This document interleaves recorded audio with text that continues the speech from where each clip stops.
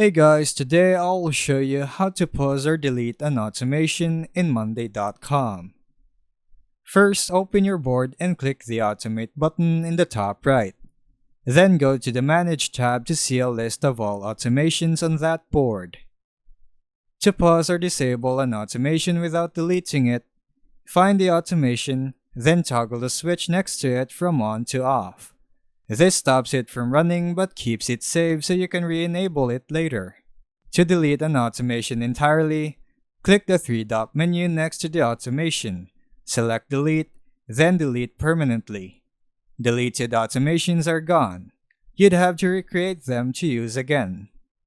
After pausing, trigger the automation manually and watch. It should not run. After deletion, the rule should disappear from your automation list. And that's how you pause or delete automations in Monday.com. Thanks for watching.